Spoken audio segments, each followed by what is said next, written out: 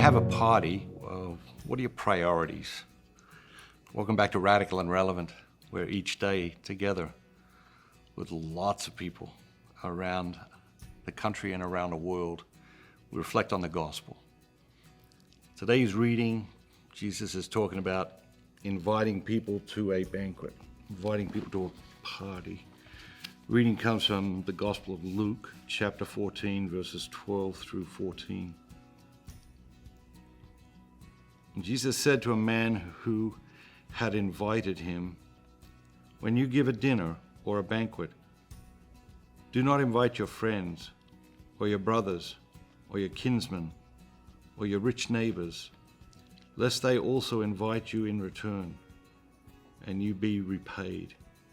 But when you give a feast, invite the poor, the maimed, the lame, the blind, and you will be blessed, because they cannot repay you.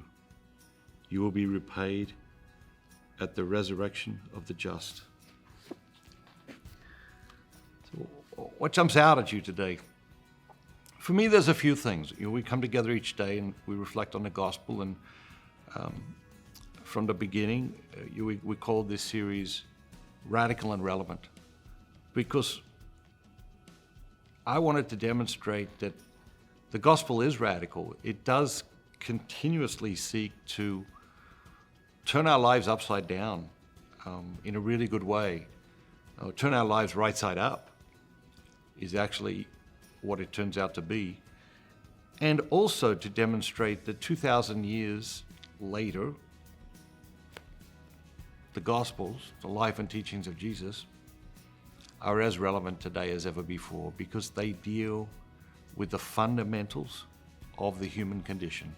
They deal with the fundamentals of man's relationship with his neighbor, man and woman's relationship with their neighbors, and it deals with the fundamentals of the relationship between humanity and God.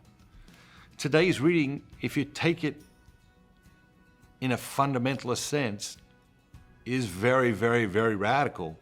Like, I've never invited strangers into my home for a dinner. The blind, the maimed, the this, the that, or even just strangers who aren't all of those things. But is that the message of the gospel? It's a parable. Jesus is trying to teach us something. What is he trying to teach us? Well, I think he makes that very clear. I think he says, if you invite all your friends, they'll invite you back. You will be repaid. What I find interesting, fascinating actually, is that Jesus is actually seeing hosting a dinner as a form of gift, as a form of generosity, as a form of charity in a sense.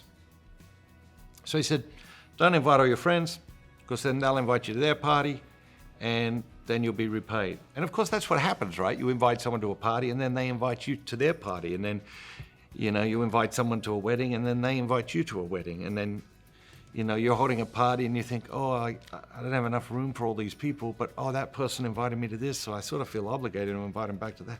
Like, that is actually how the world works 2,000 years later, exactly how Jesus is describing. And is he saying, hold a party for the people and the strangers and the blind and the lame?